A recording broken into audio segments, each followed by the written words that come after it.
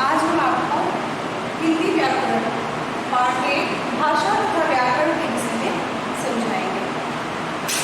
सबसे पहले तो हम आपको बताते हैं भाषा क्या है। भाषा विचारों का आदान प्रदान। हम अपनी बात को दूसरों तक पहुंचाने के लिए जिस भी माध्यम का प्रयोग करते हैं, किसी भी तरीके से अगर हम किसी को अपनी बात समझा रहे हैं तो वह भाषा कहलाती है। जैसे हम किसी को लिख कर बताएं या बोल कर बताएं या इशारे से बताएं, तो बातों को दूसरों तक पहुंचाने का जो माध्यम है वही भाषा है।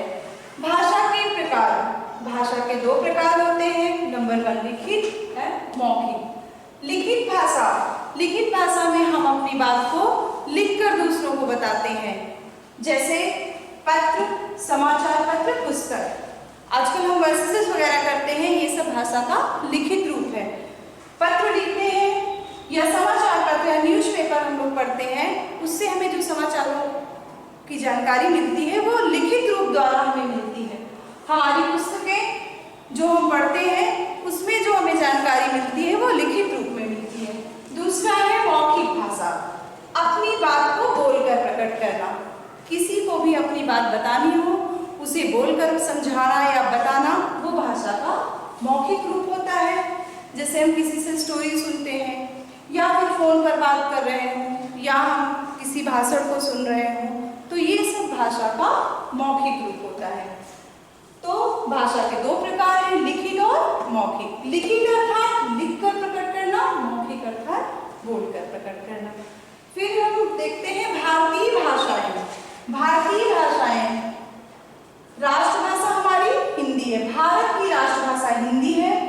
14 सितंबर 1949 को भारतीय संविधान में राष्ट्रभाषा हिंदी बनाई गई और भारतीय भाषाओं में 22 भाषाओं को मान्यता प्राप्त है। भारतीय जो संविधान है, हमारा जो संविधान है, उसमें भारतीय भाषाओं में 22 भाषाओं को मान्यता प्राप्त है। वो भाषाएं हैं हिंदी, असमिया, बंगला, पंजाबी, गुजराती, कश्मीरी, मणिपुरी, कन्नड़, सिंधी, तमिल, तेलुगु, मलयालम, उड़िया, संस्कृत, कोंकणी, मराठी, नेपाली, मैथिली, संथाली, बोडो और डोगरी।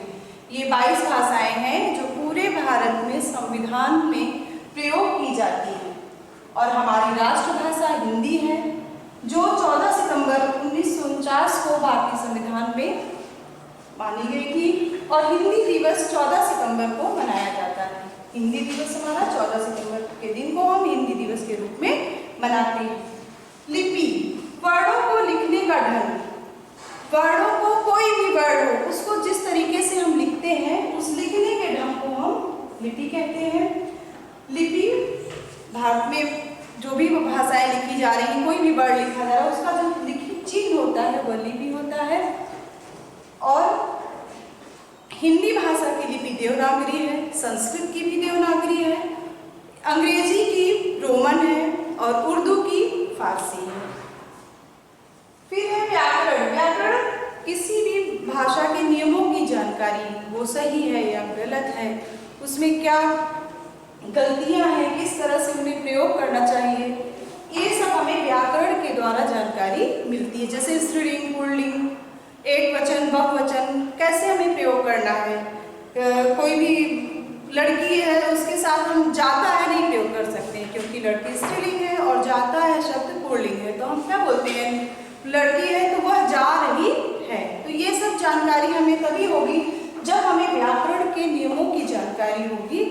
तो व्याकरण के अंतर्गत वर्ण विचार, शब्द विचार और वाक्य विचार। वर्ण विचार अर्थात छोटे छोटे वर्ण क, ख, ग, ये सब क्या है, वर्ण है, तो जिनके हम टुकड़े नहीं कर सकते हैं।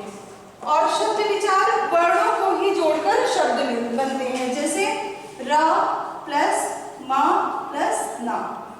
ये क्या हो गया, ये वर्ण है, र वर्ण है, मा वर्ण है और ना, लेकिन इनको जोड़कर हमने क्या लिखा, रमन, और ये हमारा बन गया एक शब्द। तो वर्ण विचार के अंतर्गत वर्ण आते हैं जिनको जोड़कर हम क्या बनाते हैं, शब्द, और ये हो गया हमारा शब्द। उसके बाद इन्हीं शब्दों को जोड़कर बनता है वाक्य।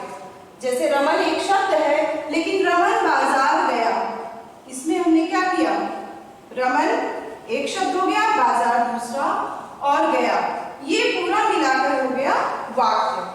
तो वर्ड सबसे छोटी इकाई, वर्डों को जोड़कर क्या बना, शब्द, और शब्दों को जोड़कर क्या बना, वाक्य। तो फिर हम देखते हैं भाषा, विचारों का आदान प्रदान, अपनी बात को लिखकर प्रकट करना, भाषा के प्रकार लिखित और मौखिक, जैसा आपने समझा है, लिखकर प्रकट करना भाषा का लिखित रूप, बोलकर प्रकट करना भाषा का मौखिक रूप। फिर है भारतीय भाषाएं, राष्ट्रभाषा हिंदी है और 14 सितंबर 1949 को ये भारतीय संविधान में लागू की गई है।